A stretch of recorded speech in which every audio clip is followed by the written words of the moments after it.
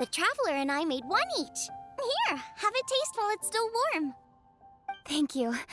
Don't mind if I do.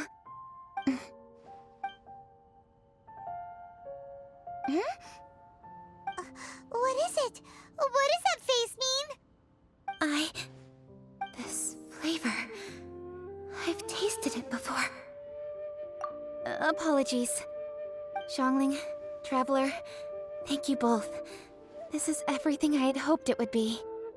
It tastes wonderful and... quite amazingly, somehow it took me right back to my childhood, when my grandfather was still around. Really? That's awesome! I didn't have a chance to fully explain before. In fact, when Master had filled in the missing parts of the recipe for me, I realized that I already knew how to make this dish. You already knew? You mean you were able to make this without ever seeing the recipe? Uh-huh. My dad taught me how to make it. Wait, but isn't this dish from Kuching's grandpa's notes, though? About that, I do not believe that this recipe was my grandfather's creation. My grandfather was a well-known real estate tycoon in Liyue, and also a scholar. He was an avid collector of old books and was quite knowledgeable on many of Liyue's customs and traditions that are no longer practiced. As a child, I used to spend a lot of time with him in his study. We'd read the classics together, then debate how much of it was actually genuine, and whether Rex Lapis was real or not. He used to say, books are just a bridge that bring us a little closer to history. It's up to those of us in later generations to ask these questions, search for the answers, and decide what they mean. Since then, my grandfather has passed on, and I've grown up to become a Qixing.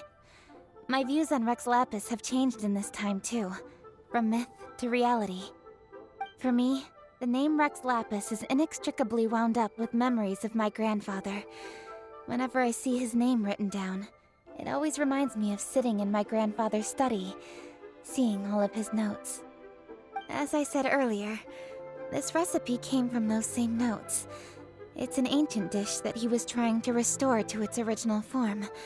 But, unfortunately, without the full recipe, he never quite succeeded. Still, each time he tried cooking it, he'd always get me to have a taste while it was still warm. The memories. This really is the taste of my childhood. Ancient dish? Are cornbread buns really that old? Well, at least in my family it is. My dad learned how to make it from his dad, and supposedly it's been passed down that way for generations. We call them chili mince cornbread buns. They're a traditional folk food snack, easy to pack up and take with you on the road, so they're the perfect thing to eat on the go. La la la. Seeing Guoba just reminded me of something. I actually made this dish on the day I first met Guoba. How did you first meet? It was in a cave in the mountains. I ducked inside to get out of the rain and saw an offering table in there, so I put the cornbread buns I'd brought with me on it. Then I ended up falling asleep, and when I woke up, I found out that Guoba had eaten every last one. Guoba followed me around ever since. We're practically family now. Hold up! Stop the conversation! Look! The stone! It burst open! It's... Guoba? What are you... What? Mother? Ah, I see the chili mince cornbread buns have been served. Master! Granny, look!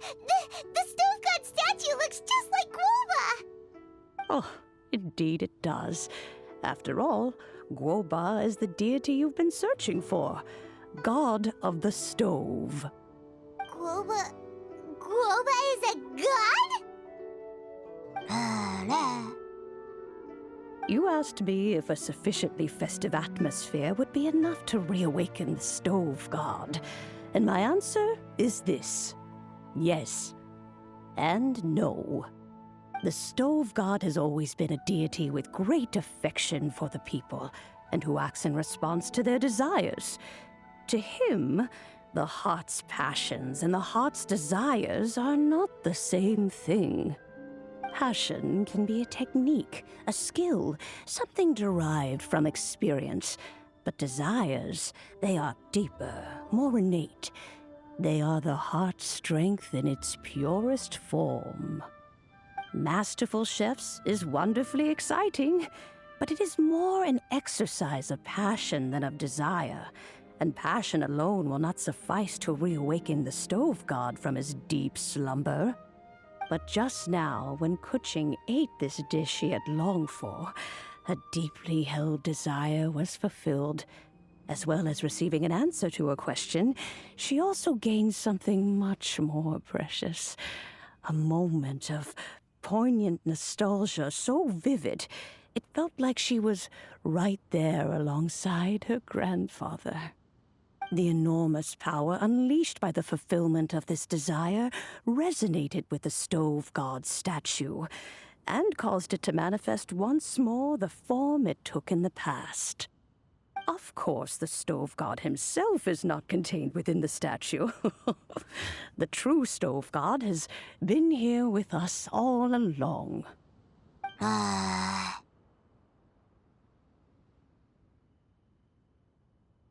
How does it feel, seeing a statue of yourself from your glory days?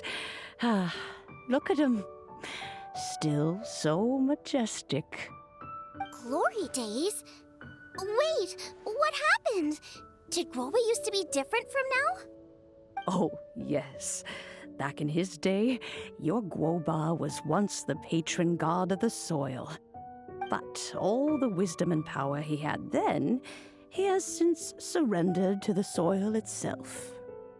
A god surrendering their power to the soil. I have heard this turn of phrase before, but what does it mean? The kinds of trials and tribulations that a land can face are far more than you could imagine. Droughts, floods, torrential rain, hurricanes, earthquakes, tsunamis, fires, and plagues. The threat of disaster will never fully disappear from Liyue. Even woes that have never been faced before in history will come to pass in the future. Such things affect you mortals far more than we Adepti, with our immortal forms.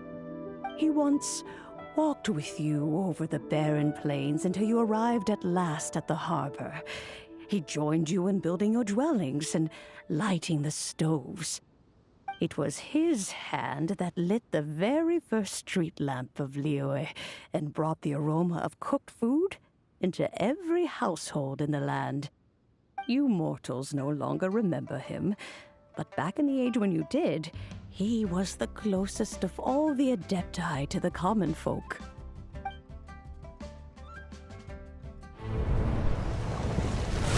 Marchosius, god of the stove, born from a spark when stone struck stone. He was a god with a great love for humanity and their well-being. Millennia ago, the people sought to expand their city. They built a dwelling on the plains and called it the Guili Assembly. The stove god cared greatly for the people, turning himself into minions who went into every home, fostering food and solidarity alike. Alas, their home was taken by a flood. The waters ravaged the Guili Assembly and forced the people back south to Liyue Harbor. Though the distance was not far, the journey was plagued by a terrible storm. For a dozen days, the Adepti stayed by their side. During this time, the stove god cooked an ancient delicacy, flatbread with a meat sauce to stave off the cold and damp, fit for those on the move. Centuries later, disaster and plague arose once more. The stove god would appear no longer, for he placed all of his power into the land itself to quell the calamities. His power expended, and his wits greatly reduced. Thus his body decreased in size. By the time he parted ways with us, he wasn't even the height of a human. He told Rex Lapis and I of the dishes that bring joy and of the secrets of the flame, then went into the mountains and entered into a long slumber.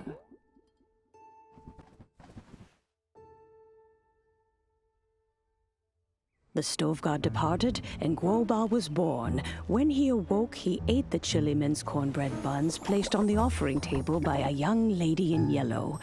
Though he did not remember the past, he was profoundly moved and decided to follow this young lady thereafter. The stove god had quietly disappeared, but the vendors rose early to hawk their wares. People went out to buy goods, lit their stoves, and cooked food, just as they had done every day for as long as they could remember. In Liyue, things have always been this way.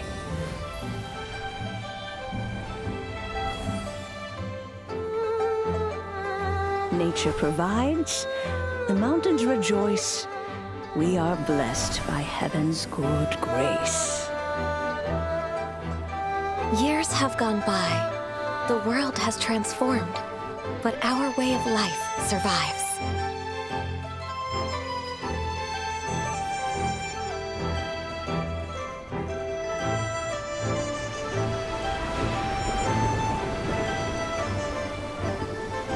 Fame and fortune is only a season. It is the moment that we should embrace.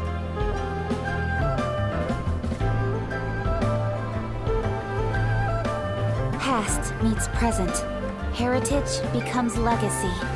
Long into the future may we thrive.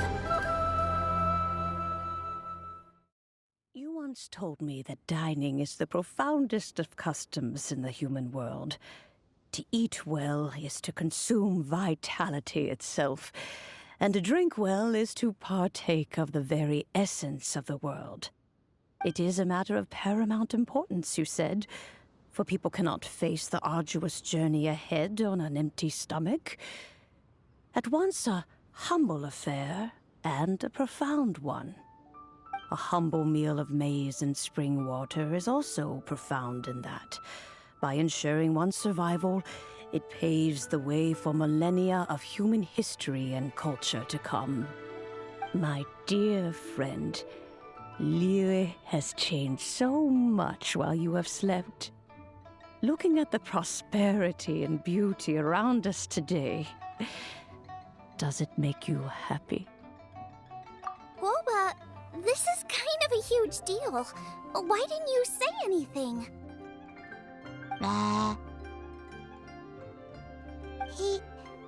He is not who he once was. Even the power of speech evades him now. There is no way he could have told you. Oh, Guoba, but... Xiangling. Do not be saddened, Xiangling. There are two sides to everything. Guoba may have lost many of his formal faculties, but he is now as carefree as can be, without a single worry in the whole world. In this world we inhabit, who can truly be said to live a life free of all woes? Those with a mind and with the knowledge will certainly be troubled by all manner of things. But he has gone further than us in his journey. He had both wisdom and courage. Everything he took upon himself, he was also ready to part with. His carefree demeanor today is a testament to the fact that he is at rest. So since you are his friend, take good care of him. Go out to walk and play. Allow him to eat, drink, and be merry. I will! You can count on me! Xiangling, you have an adeptal affinity. Guoba follows you around because he has respect for you.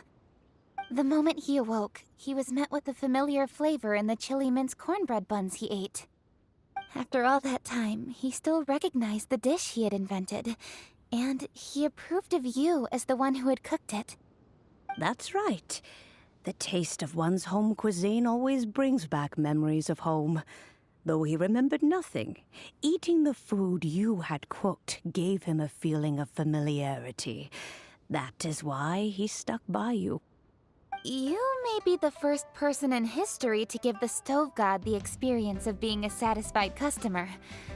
That makes you quite a remarkable chef. If that's true, I couldn't be happier. Because putting a smile on customers' faces is what we chefs are called to do. Well then, it's getting late and I still have things to do. Time for me to say goodbye. Traveler, Paimon, Xiangling, thank you all very much. I look forward to spending more time together in the future.